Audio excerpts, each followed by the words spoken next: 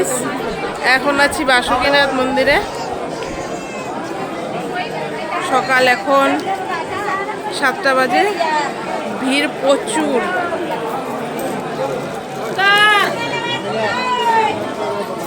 Finally আমাদের পুজো দেওয়া হয়ে গেছে। তো আমার মতে তুমি যেখানেই যাও না কেন, যদি খুব সকাল সকাল বের হওয়া যায়, কাজ কিন্তু খুব তাড়াতাড়ি হয়ে যায়, আর তখন তুলনামূলকভাবে ভিড় একটু কমই থাকে।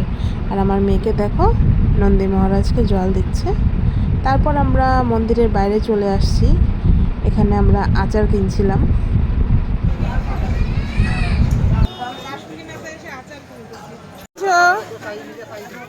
আচার কিনছো? আমরা এখন এখানে আচার কিনছি। বাসুকীনাথ ফেমাস আচারের জন্য।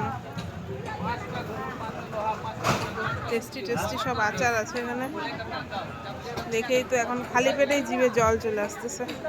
আমরা এখানে আচার নিয়েছি এখন। আমি আচার খেতে ভীষণ ভালোবাসি।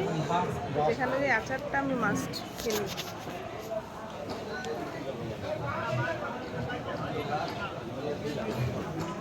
আচার কেনার পরে চলে গেছিলাম চা খেতে, কারণ সকাল সকাল তো আর আচার খাওয়া যাবে না। তাই সবাই মিলে মাটির কাপে 1 কাপ করে চা নিয়ে নিয়েছিলাম, সঙ্গে নিয়ে নিয়েছিলাম পুরি। তো সকালের ব্রেকফাস্টটা এইভাবেই করেছিলাম। আর আমার মেয়েকে দেখো, যেখানেই যাবে ওর তো কিছু খেলনার কালেকশন করতে হবে। তো ভিডিওটা কেমন লাগলো তোমরা অবশ্যই কমেন্টে জানাবে। টাটা।